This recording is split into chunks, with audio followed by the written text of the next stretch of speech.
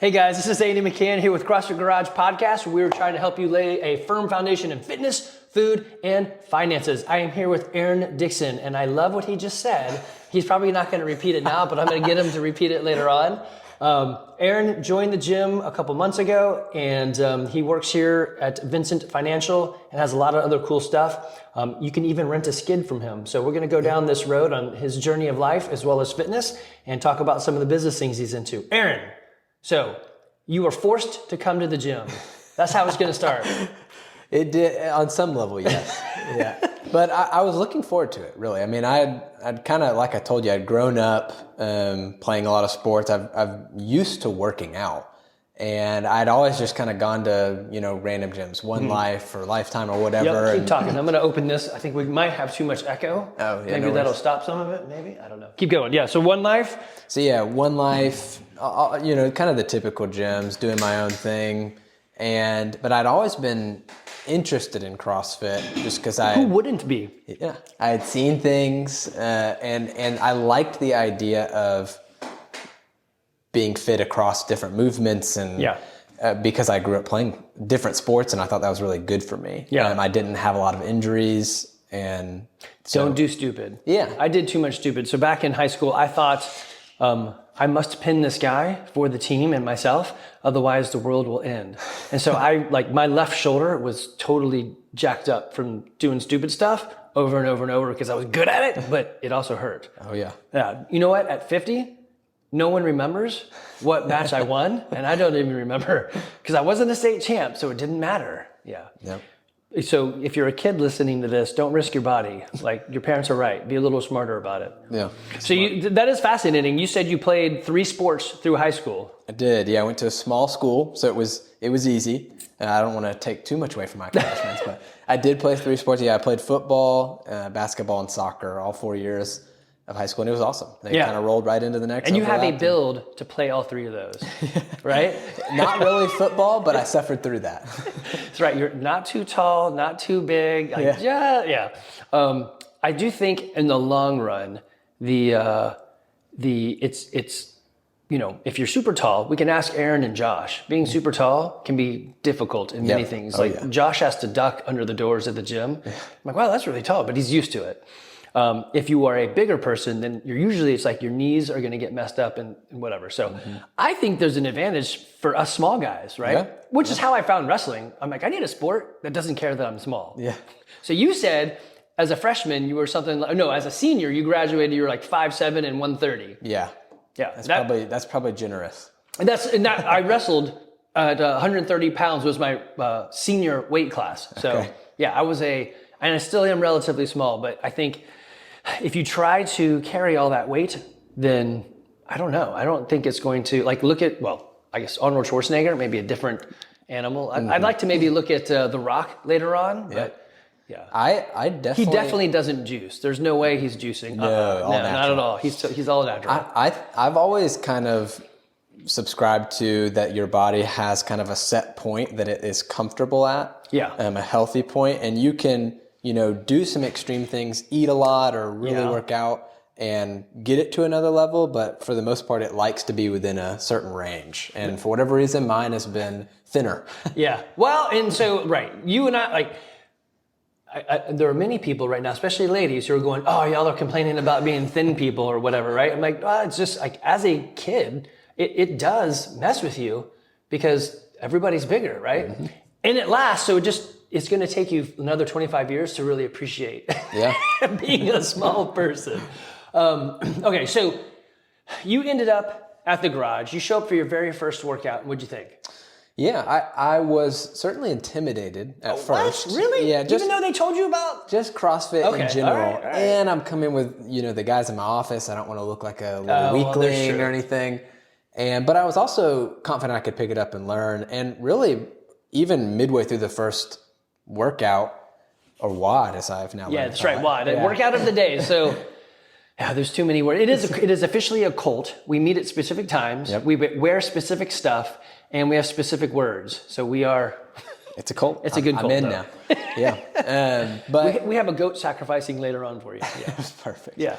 But yeah, I was intimidated, but it was good. Everyone was super nice. There was a lot more instruction than I thought there was going to be, which was helpful for me. And even now, every time I go, I'm learning or trying to work on a movement better and do it the right way.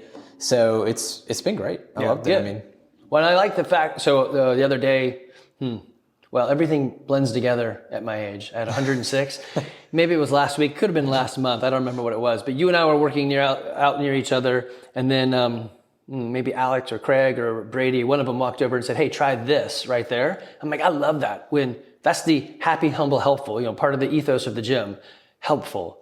I'm going to walk over there and tell you what to do, even if it means you're probably going to beat me in the workout because I now just told you my secret. That's fine, whatever, right? But we want people to. Have that helpful attitude. I want you to do well. We want to coach. Now, you pick the most crowded class every time. The 7:30, not today, but the other day, usually it's slam packed. There's a lot of people. Yeah. And so that makes it a little bit more difficult. And most of the people going to that class have been there a while. Yeah. It makes it even more difficult because then you're telling you like, hey, you're brand new, just stay back on your heels. But then you're telling someone else something totally different. You're like, well, why aren't you giving me that cue? You're like, yeah, you don't need that yet. We need to invest in the big stuff first. So intimidating the first couple times or first day, but not afterwards. No, not even, really that after my first couple ones, I felt really comfortable. From the general disposition from you and everybody else of, look, like we're not trying to tear your arms off. No. We want to be healthy. Harder to stay kill. Fit. Yeah. That's it. Don't do it. You would always say, don't do anything that stops you from coming back the next day. That's rule number 2. Yeah. Rule number 1 is show up. Rule number 2 is don't do anything stupid that'll prevent you from showing up tomorrow. Rule number 3, we're not sure of. It might be don't crap yourself in a back squat, or it could be, I don't know what it is yet. I hope I don't find out that one. That's right. You don't want to do that. If you just go ahead and go to the, no, that doesn't happen very often. If at all, I don't know. All right. So you had said you moved up here. You guys decided on Woodstock. Was it the job or your wife grew up here? So was it kind of the both? Combination, okay. Yeah. So me and my wife met in Dahlonega at University of North Georgia. Wait a minute. I feel like she was a nurse or something. She is, yeah. Nurse. You got it. She went to nursing school. We went to lunch ahead of time. And so some of the conversation here is rehashed. So we're going to laugh at each other, laughing at the same thing we already said. But yeah. So we met there. I'm from LaGrange. She's from Woodstock. And we got married, moved to Alpharetta. And right after we got married, I ended up starting a job in Woodstock for Steve Cannon State Farm. Worked there for 4 years. She was working at Northside Cherokee in Canton as a nurse.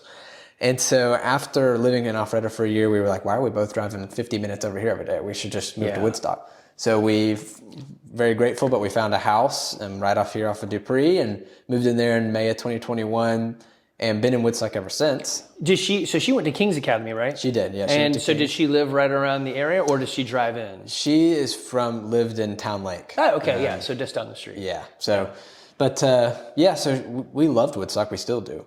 We really enjoyed it. But now I was kind of looking at maybe moving away with State Farm, but now moved to Vincent, which has been awesome, and pretty firmly rooted here now. And be here for a while. So a little plug here. So Aaron and Matt have a financial company. So if you're my age looking to retire, or if you're anybody looking to retire and you want to plan for it, this is a good place. We'd be happy to help you. Yeah, and you do more than just planning for retirement. What else do you guys do? Oh man, yeah, we do a lot of stuff. That's certainly our main focus is retirement. And that's the area you're in, right? Yeah, and that's what I'm in. But yeah, I mean, we do tax maps, 401k analysis, fee finders. We do some cash value life insurance, all kinds of things. Yeah. So, and if we can't help you, we can certainly get you in touch with someone that can. But right, and that's probably the biggest thing is the character and the willingness to do the right thing because it's the right thing. Like, hey, it's not us. Let's go get you somebody else. Yeah, we say that all the time, except when Alec is around. Then we don't say that. We say it other times though. So if you're in the gym and you're at the 7:30 class, then you know this. But there's like 6 guys from the 7:30 class that work here at Vincent Financial. So Alec just walked by. And I'm sure a couple more of them will swing by as well. Yeah. Okay, so is she still doing nursing right now? She's not. Okay. So once we had our first baby, James, he's a little over 1, and she is full-time, works way harder than me at home with James. No, for sure. And we're actually pregnant with the second one coming due Christmas Eve. Oh, yeah? So weirdly enough. My birthday is December 27th. Okay. So we could be twinsies, except 50 years apart or something. I don't know Maybe. How twinning we'll see. is. So I think the goal is to either have, it's a boy, we found out, but before Christmas or after. We don't love on Christmas, but we'll see what happens. I remember right. It's been a while since my youngest is almost 16. There's a tax advantage. Like you can claim a kid if the kid's born on December 31st, you can still claim him for the entire year or something, right? Yep. Yeah. So not that that's like a thing you should do. Like let's have a C-section. Sarah, let's go. You gotta come on. So that's pretty cool. So boy, already have names picked out? Yeah, we got James. I have a name picked out. I'm just trying to get Sarah on board. So when I let her listen to this, we will say it then. Yeah. So I can't say anything yet. So we had names picked out for each of our kids, but we had like, okay, if the first one is a boy or a girl, we've got 2 names. Which Olivia was a girl, so she's Olivia, and then the next one's a boy. So his name was already set. Like it was going to be Evan. And so weirdly, Evan was born. So he's named after my wife's dad. My wife's dad's dad. There you go, a little further. So her dad is Michael. His dad is Evan. Evan was born on grandfather Evan's or great-grandfather Evan's birthday. So weird that we didn't have that planned out. We're just like, we had names already. It was going to be Evan. And then he was born on Evan's birthday. It's meant to be. Yeah. So then we had 2 kids we had an Olivia with a V, Evan with a V. My wife's name is Verity with a V. And we like the name Levi. So I'm like, oh, well, it's got a V. And then the next kid is Evie, which obviously has a V in it. Yeah. So we're like, we got to have another V. We can't have her like, you're Tina. We got all these V's and then you're Tina. Yeah. So we didn't mean to exactly have a trend, but everyone's got a V in their name. We were going to try for like a Z, but there's not many names out there. Yeah. Not a huge selection. No. And it is kind of funny to, as you start naming your kids, you start seeing this swing or this curve of, when I grew up, everyone was Jennifer and Stephanie and like Thomas and Karen, or I guess, yeah. And nowadays it's like, well, I guess when my kids were being born, it was Mackenzie. That was like a huge name. And it's like the most popular name for like 6 years. Oh yeah. Yeah. There's a wave of Aidens running around. That's it. Aiden, Evelyn, all those names. So I don't think you can go wrong, or it probably never goes out of fashion if you pick like a Bible name, James, Andrew, John, those sort of things kind of are always around. Not as many Judases, but. Yeah. We'll probably stay away from Judas. This is a fascinating thing to me. In I guess our culture, naming your kid Jesus is kind of like weird. You don't do that. But in Spanish culture, there's a lot of Jesuses. Yeah. I'm like, that is so weird. Why do we feel like it's a great reverent name? It is interesting. Why do we not there's a lot of like Charles for King Charles, I guess. I don't actually know what it's from. Yeah. But we don't use that name. And there's a lot of, quote unquote saints in that no problem name. No, that's right. Yeah. So. Well, I grew up Catholic, so I used to know all of those saints. There was a time when, we had to. That was a weird time. No. Okay, so you guys move up here to Woodstock, having the kids. This is awesome. You got this business up here. Then you said, I'm going to start my own little business too. So tell me, what is this little business? And you guys, if you're listening right now, you can get on Facebook Marketplace and rent this. So here we go. Yeah, or go to the website. Yeah, so I gotta plug my friend and partner. He's not as involved daily, but his name's Caleb. We were born in hospital rooms right next to each other, a day apart. Really? Yeah, and our parents were friends. We became best friends, went to the same school, church, everything. Roommates freshman year of college. And then he went to the Naval Academy. Is he in the Navy now? He is. Yeah, okay. He's a pilot. He's based. Him and his wife actually went to the Naval Academy too. She flies helicopters. Oh, so wow. They're both in the Navy. Yeah. So they're both deployed right now. Together or in different? Separately. Oh, weird. Yeah. Okay, yeah. So, hey, thank you both for serving and protecting us. I do appreciate that. I'll send this to him so they can. Yeah, there you go. But so he's in the Navy, and we had always known we wanted to do something together. Wait. What's his first name again? Caleb. Okay, Caleb. Okay. Yeah, Caleb Corbin. There's a song that there's something about Davy in the Navy, but it's not Davy. It's not Davy, Caleb. no. All right, Caleb, sorry about that. But so we had always known we wanted to start something, and oftentimes... Like start something like a bar fight? Bar fight, that would be fun, but more long-term, something that could potentially really make us some money too. And well, if you're as small as us, bar fights, they're not really, He's a really good ground fighter, but not me as much. But I'm sort of a kick and run type of guy. Yeah, smart. shifty. Right. Don't get That's exactly what it is. Pinned down. Poke them in the eye and run. Yep. But we always wanted to start something, and what we didn't want to fall into the trap of is just always thinking about it and never doing anything. Right. That's what really it boiled down to, is we just knew we wanted to do something. And we're young enough, I'm 27, he's 20, we're a day apart. So if we fail, we fail. It's okay. We'll recover and it'll be all right. Right. And so we had tossed around a bunch of different ideas, and we ended up, I rented a mini skid steer for doing a fire pit in my backyard, and just the whole process was kind of odd. Home Depot doesn't really do them. The availability from the big companies is pretty limited, and the delivery costs are outlandish. And most people need a delivery because it's a 4,000 pound machine. It's not something you just go pick up with the Honda Odyssey. So I mean, maybe you could. Jesus picked it up. It was totally fine. Yeah. But yeah, so the experience was just kind of odd, and I remember thinking, man, I feel like we could do this better if I tried it.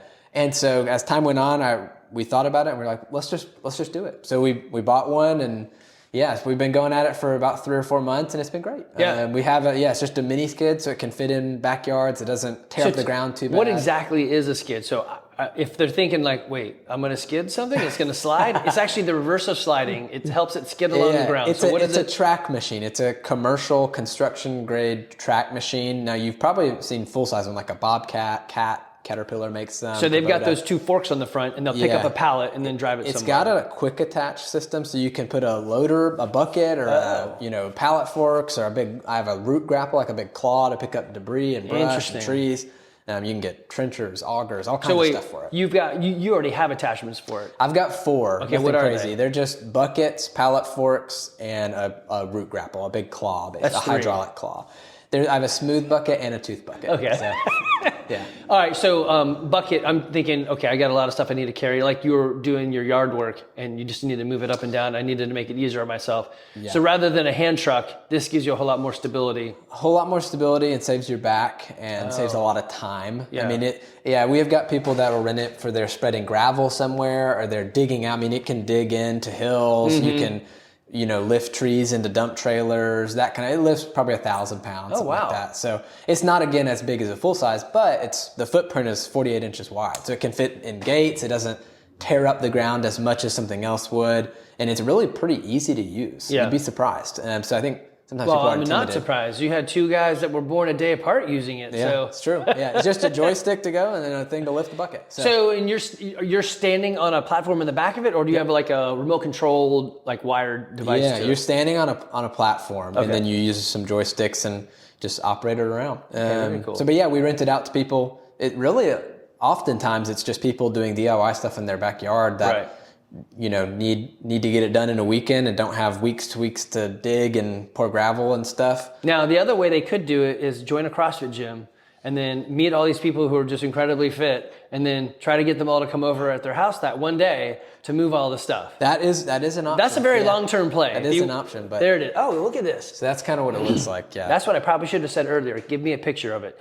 Okay, so I had the wrong thing in mind. So definitely think of a Bobcat and then shrink it down a tiny bit more. So instead of sitting in the cab, you just stand on the back. Now that is actually really cool. I can see how that would be super helpful. And I've ripped stumps out of the ground. I've dug in. I've got pallets of cinder blocks into the backyard. Just all kinds of stuff. So it's a good thing. And you said it can lift 1,000 pounds? Yeah. So with this attachment right here, you could grab the top of a stump and just pull. Rip it out. That's pretty cool. And weirdly, since you're pushing against the earth is going to win and the machine will do its job. The big ball normally wins. Yeah. Yeah. No, that's true. The big ball. I like that. I used to I tell the kids in my soccer, when I coach club soccer, and say, quit kicking the big ball before the small ball, because they like. My dad would tell me that in golf. Yeah, there you go. Don't hit the big ball. You got to hit the little ball first. Yeah. So this is actually pretty good. We didn't talk about this before. So you could pull out a stump.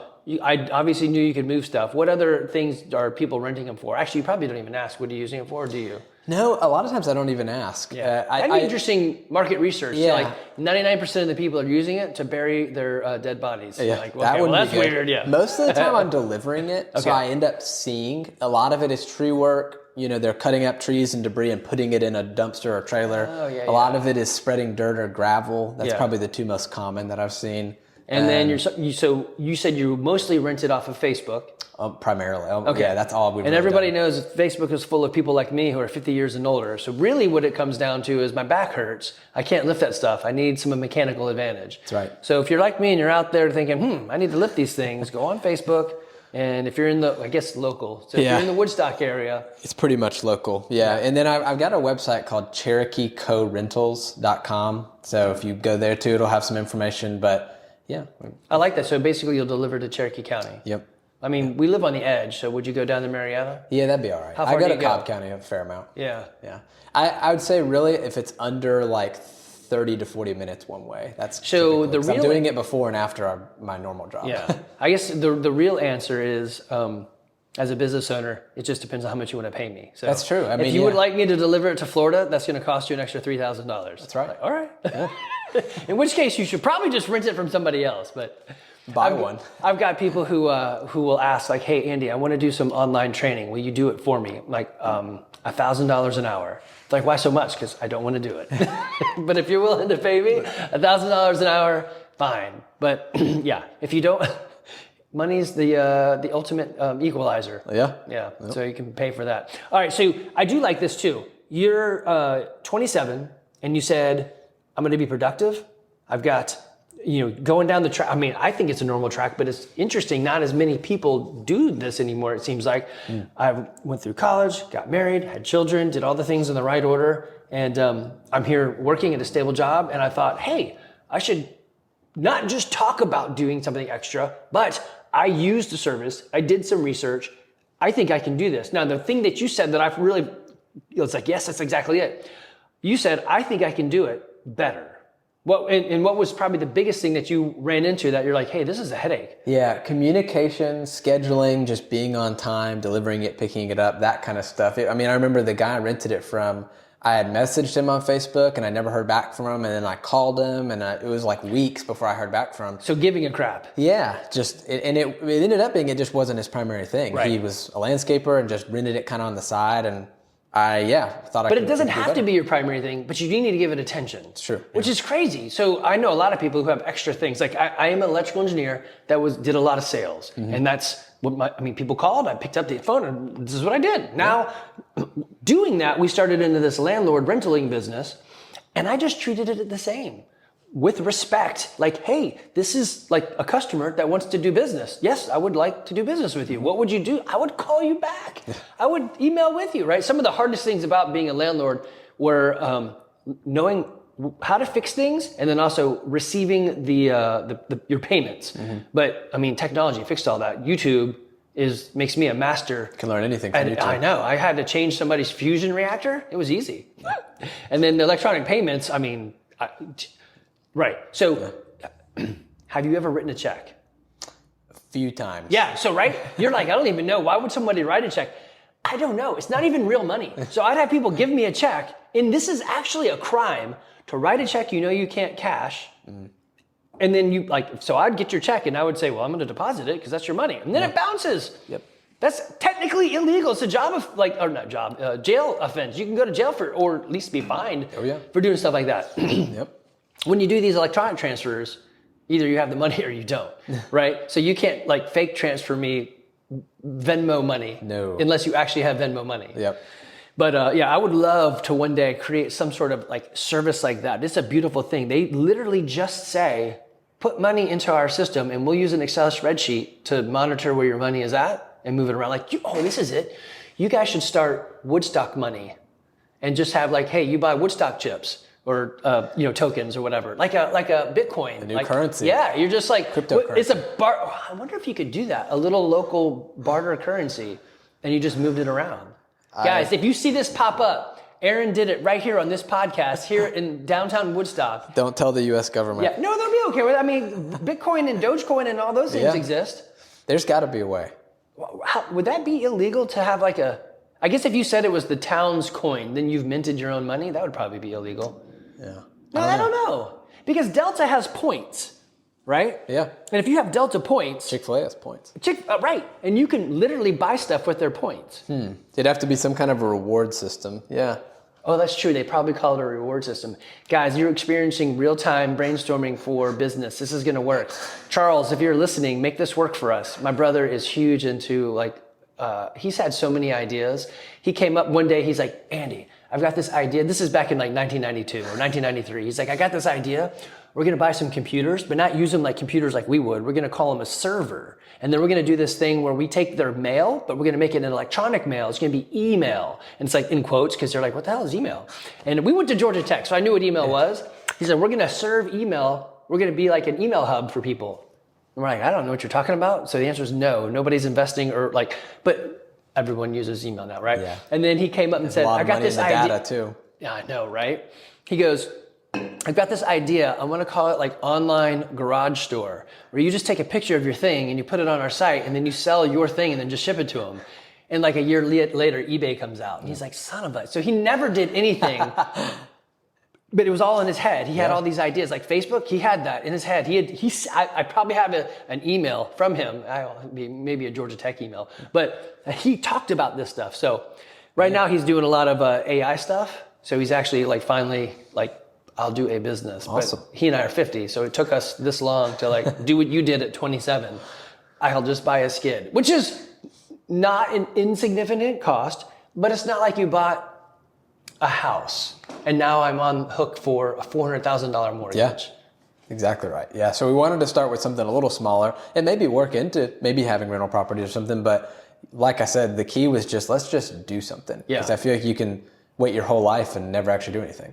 That's exactly it. Like a million ideas that you never execute on is not worth anything. I mean, do one. Yeah. So I think there's a book, I think it's called The New Psychology of Money, maybe? Have you seen that? No? Okay. No, so this guy, the thing I took I took a couple things out of it, but a fascinating thing that he put in there was so two things. One, in baseball, the best you can do is a home run. So you can get what's it, 4? You can bat 4 people in, or yourself. So bat 3 others and yourself in. So you can hit a home run, you get 4.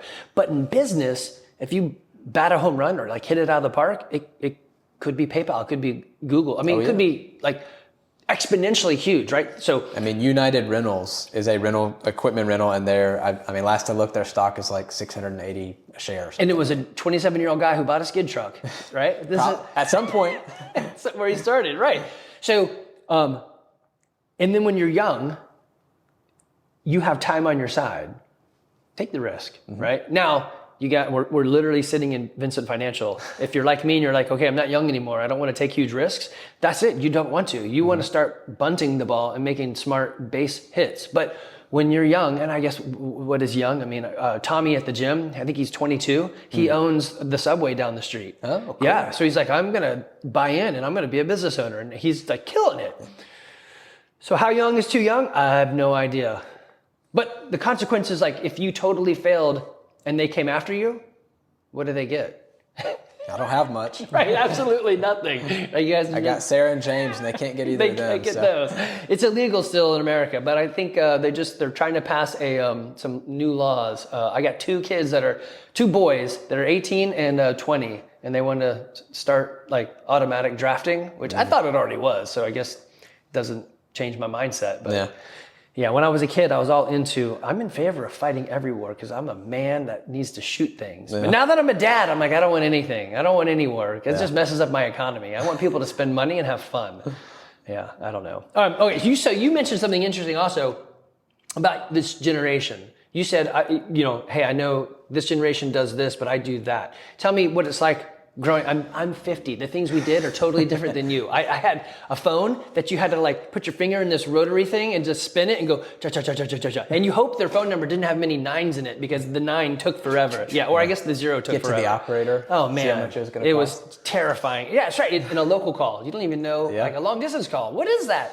Yeah. So we're growing up with people, like a lot of people, especially my age or older, will say your generation doesn't like to work. I've got sisters your age and they love to work. So I don't know. I don't see it. But what did you see growing up? Yeah, it's interesting. I certainly, to cast the entire generation in one light is obviously unfair.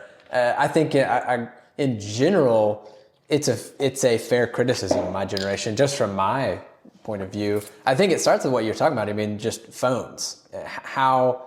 I think it would be very interesting to study just how social media and almost even more than social media, the viral part of social media that came from, Twitter having retweets and Facebook's having likes and things like that weren't even around as much when they first came out, but that everything is at any time could go viral. And I'm so interested in how that affected my generation, because it was becoming, when I was 14, 15, most people had iPhones. Right. That was when it was kind of getting popular. People were then into high school, people are on Snapchat, and just you're constantly available for anybody at any time. And you have, there's this whole social hierarchy of how many followers, how many likes, and blah, blah, blah. So I don't know how much that contributed to it. It's got to be a factor. It's got to be. There's no way that, the desire, like I have a very small podcast and YouTube channel, and it's really just for people in the gym, but people from Australia are listening. I can see it. I don't actually care because I'm 50, but I do look at the numbers. And if I'm looking and I don't really care, then I can't imagine growing up with that. I said a thing and thousands of people are clicking on it. That's where you're finding your value and validation of. So yeah, I think that's part of it. And that's true. That is where your value comes from, your likes. Just kidding. Guys, public service announcement. It doesn't come from that. Someone go like the CrossFit Garage Instagram post. There you go. But I think too, it's in combination with that is just our overall society of more and more and more we're getting instant gratification. Amazon Prime, you get things the next day or that day. And that day, that is nuts. I ordered some D-cell batteries because I wanted to candle the eggs that I have incubating. And my big flashlight that I use, the candle, it's a super sophisticated system. It's a big flashlight with a toilet paper roll. And I just hold them there, but it went out. So I was like, I'll order some D-cell. They came that day. Oh yeah. What?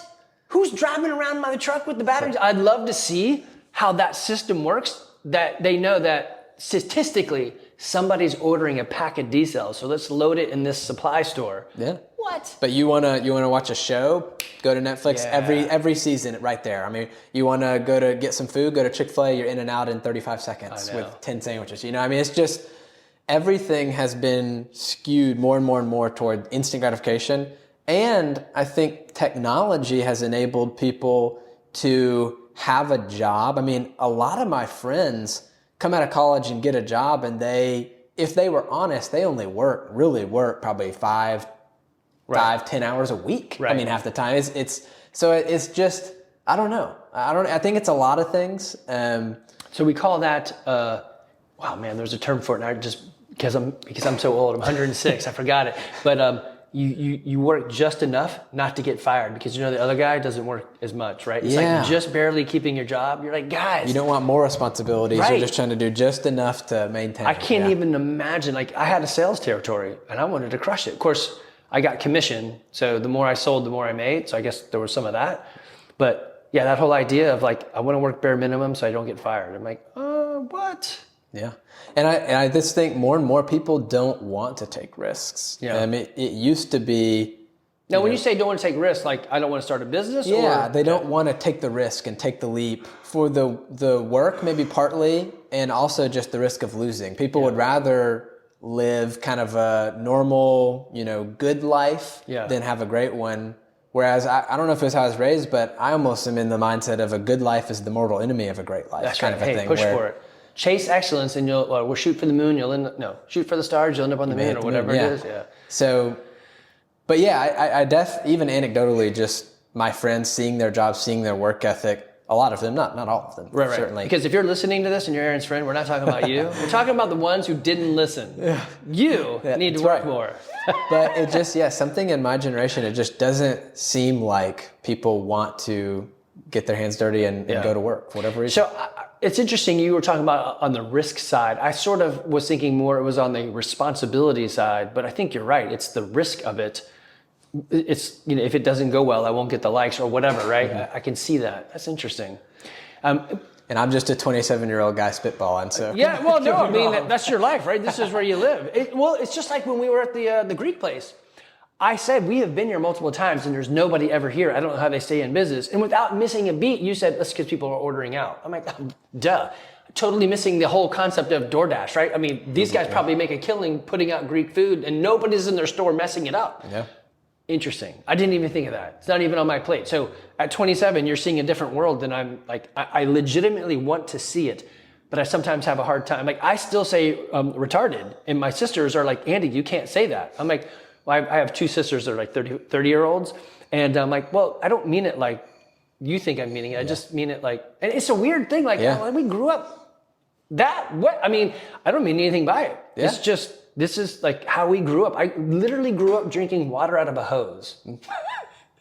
And people don't do that anymore. They're going to buy a bottle of water. I'm like, just drink out of the hose. Well, it tastes weird. That's right, it does. That's what water, tastes like water. Hose. That's right. It's probably bad for you. It probably is. But you know what's worse for you? Is not having a retirement plan. Or the fitness to live a good life now. Or, you see how I did that? But it is true. I don't think drinking hose water is actually that bad compared to like my peers who are also 50. That's, I guess, what peers mean, that don't do anything. And they're like a little worried about it. Yeah. And I got a men's group I meet with. I got other guys that we do a D&D night. We got all these guys and, other various groups. And we're all in different aspects of this end stage of life. I mean, it's not end, but I mean, at 50, I don't really expect to live to 100. So I kind of like, the hump. Yeah, that's right. And I feel pretty good. I don't feel like the hump has been pretty bad. It's just like with your money. If you want to have money to invest, you should probably, I'm going to ask, should you put money away each paycheck? Yeah, that's a good idea. Right? So there's probably like 3 things you should do if you want to have money. There's probably, what are 3 things you should do if you want to retire well? I think the first one is live below your means. Where you can save some money. If you're, just because you can buy something or buy a way better car or a bigger house doesn't mean you necessarily should. Maybe delayed gratification. So live beneath your means with a delayed gratification. Yep. I think be willing to take some risk, maybe smart risk. There you go. Not just uncalculated. Las Vegas? Yeah, I wouldn't go and gamble with everything. That's true. It's not poker. A risk. That's gambling. That's totally different. Yeah. But I think if you do those 2 things, maybe have a plan, and then have a plan. Of what the next steps are. And the same thing in the fitness world. There's easy things. Move, drink water, and get enough sleep. It's weird. None of the stuff we said is actually hard. It's not complicated. It's just weirdly hard to do sometimes. We're so distracted. We live in the most distracted world has ever been. Yeah. You can get sucked into Facebook Reels or this article or that show or whatever at any time. And then all of a sudden, before you know it, the whole day's gone. We stole something from a friend. Now, whenever we talk about a funny reel we saw, we say, I was reading an article. So we actually, I think it was my sister Vivian that said that. So we're now more educated because we read a lot of articles. I'm like, no, it wasn't an article. And then the article, they were doing this thing. I'm like, so a moving article. I see how that is. From Harry Potter. Yeah, that's right. Exactly. That's true. They did have newspapers like that. Speaking of Harry Potter, my daughter has an internship with a chemical engineering company. And it's something like Hawthorne, but I've been calling it Hogwarts. Yeah. And several people at the gym, we were talking about it, and they're like, she works for Hogwarts. I'm like, no. I'm just saying that because I can't think of the name. And it's funny. Your generation should love Hogwarts, right? They're like, okay, because I thought that would be really cool. I'm like, I don't know the name of it. All right, so cool.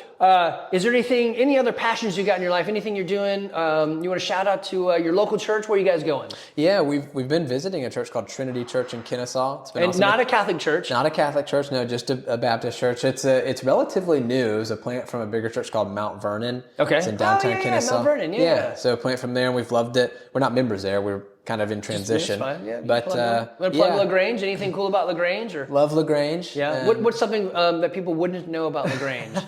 I'll give you 2 things. One they may know. LaGrange, fun fact about it. My school I went to was called Lafayette Christian School, named after Marquis de Lafayette. In LaGrange, because there's a Lafayette, Georgia. Okay, that's it's confusing. Right, I like that. But LaGrange was gifted to Marquis de Lafayette from George Washington for his help in the Revolutionary War, and he named it LaGrange, the farm in French. Interesting. So we've got a big statue of Marquis de Lafayette in the square. Okay. So that's a little fun fact. And the other fun fact is they've got a really good brewery there called Wild Leap now. So if you like beer, and I think they even do vodka and stuff. But don't tell Andy. But you can totally drink, and then you need to work it off. They make some good stuff down there. So also, unfortunately, it's right on the border. And so if you happen to cross over the river whatever it is, you're on the wrong time. I've always said dangerously close to Auburn. I'm a big Georgia fan. You know, my dad went to Georgia. My mom was a gymnast at Georgia. So we've always been big Georgia fans. Yeah, well, I've got 2 there, so my money's going there. Yeah. So with your kids growing up, don't go for the sports scholarship. If it lasts, the Hope Scholarship is pretty damn good, and it pays for a lot of stuff. So keep them in state. Get them go to UGA after your mom, do some gymnastics. Yeah. And then, so weirdly, another awkwardly interesting tie-in, Bruce Hembry, if you're listening. So Aaron's mom was the admin for my old boss, who now has like 19 degrees of connection to the gym. So apparently his kids went to school at Cherokee Christian and King's Academy. Mm-hmm. So a bunch of my people know him, like you guys that are now graduated and all that. My kids were at the same school as him. And then Tyler works at Siena for Bruce. Okay. So Bruce, if you're listening, you need to come to the gym and meet all these people who know you. Yeah. Hand out some Siena merch. That's true. Yeah, you can have some fiber optic stuff. I don't know, whatever it is. All right, cool. Let's see. I usually have these questions that I ask. I'm going to ask one question of you. So we used to have this billboard out here on 92. Okay. If you had a billboard that people could drive by all the time and you could throw out a message to the world, it could be anything. It could be like San Dimas High School football rules, whatever. What message would you want people to hear? Boy, that's a good question. I'm going to put you on the spot. Actually, I can hit pause. No, I've got something. Okay, good. I would say a normal, it's changed. In high school, I would have said, if you want to shut them up, win, from my favorite movie, Glory Road. Okay. It's changed a little bit now, where a mantra that me and my wife like to live by, it's a quote from an old reformer, maybe Martin Luther, I can't remember who said it, but it's basically peace when possible, but truth at all costs. And I think I would put it there because I feel like it's so hard to get to the truth nowadays. Yeah. And truth is critically important. And truth is actually objective. Yeah. And the world the world and the culture would try to lead you to believe it's subjective and anybody's truth. But I believe that truth is objective and there is a truth. Yeah. And it just seems like the decision tree these days. It's like, for example, I heard a guy in Joe Rogan talk about it, but that train that tipped over in East Palestine, Ohio, which is kind of odd. There's a town in Ohio named East Palestine. I know, that's weird. The chlorine had all the chlorine or whatever on it. Yeah.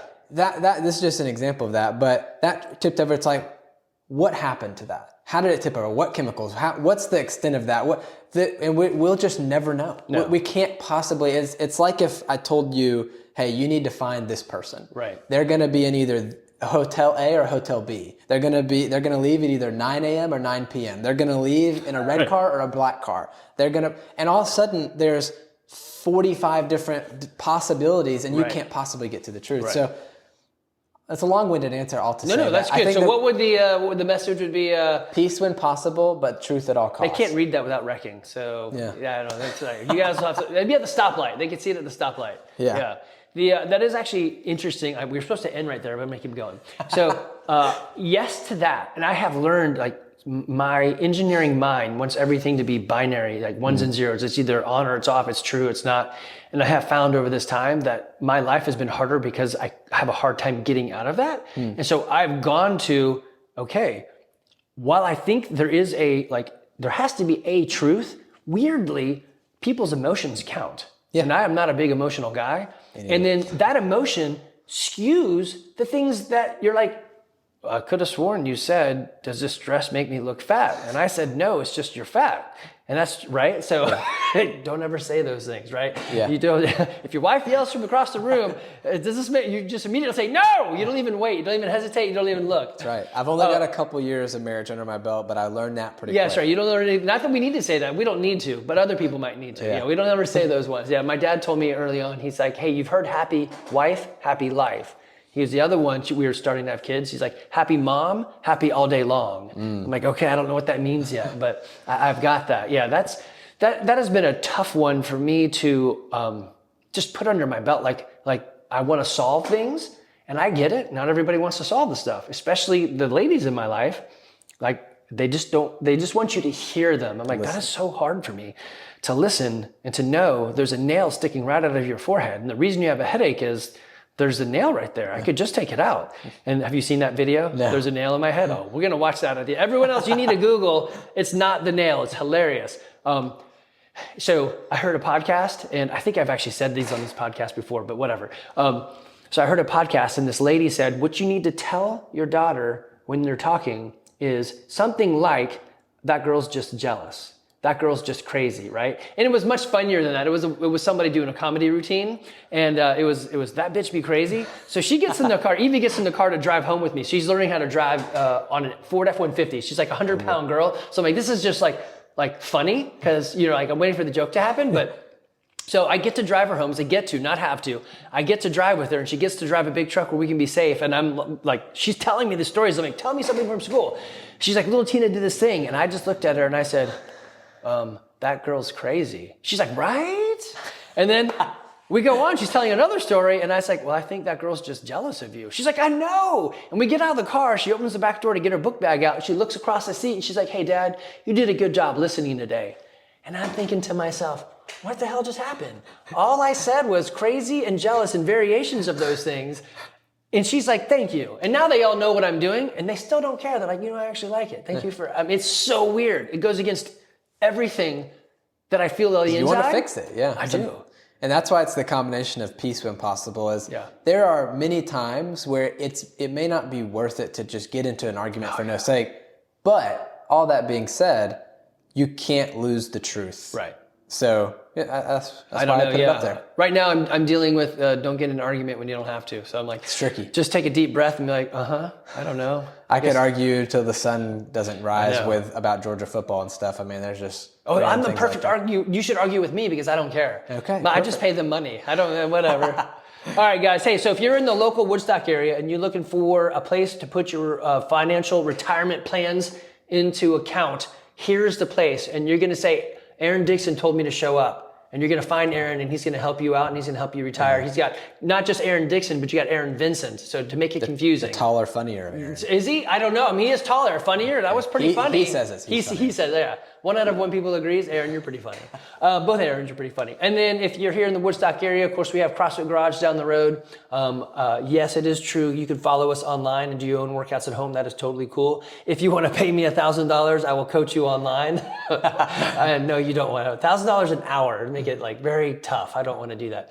If you're not local, I would be happy to help you find a gym that is local. When you hire or buy into a thing like a financial company or a CrossFit gym, you get a coach that literally wants your success, because if you're not successful, then you're just going to quit or leave or whatever. So we all want you to be successful. So you get your own miniature, private, you get your own personal coach to help you out along the way. Yeah. All right, guys, you know where to find us. We also have videos that are mostly about chickens. So if you go down the road of healthy eating, you're eventually going to get a chicken. Actually, you have chickens too. I got 12. We didn't even talk about that. All of my roosters are now roosting on a pine branch, which is great because they're all going to die because the owls are going to just come get them. I need to kill a bunch of roosters, but yeah. We'll do a part 2 in a couple years. That's and true. Just focus on chickens and healthy diet. That's it. Well, we can do that. I mean, you should.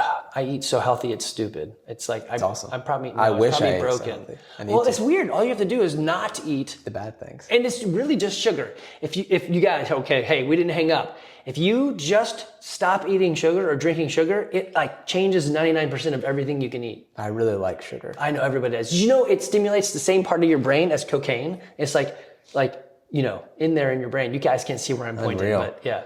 James still hasn't had sugar. Maybe I'll keep him free. He hasn't had sugar yet? Hasn't had sugar. Oh, James, you're not. But he's only one. He's only one. What did they eat? They don't eat anything. When did they do baby food? We started him. We kind of skipped baby food. We started him on just avocados. Yeah, and why not? I mean, really, baby food is just squished up avocado. So now he eats all kinds of stuff. Right. Yeah. Give him an iPad and ketchup as soon as you can. We're trying to outlast the screens. We'll see how far we can get. The social pressure of it is tough. I told my kids you can get a phone when you get your first A in your first high school class, and then they all figured out they can take algebra as a 7th grader. And I'm like, I do want to reward you for like advancing your math that far, but they all got their phones 2 years early. I was like, it's kind of a hard, like, I want to reward that. You followed my rules and you broke the rules. I love that. Found the loophole. Yeah, and you're actually smarter for it. So, but yeah, I don't know how to stop that. It's tough. The train has. Now, I think the worst thing you could have, if you were, let's see, how old would you be? Maybe like my sister's age, Justine. So maybe in that 35 range, when phones started texting and you were trying to learn to drive.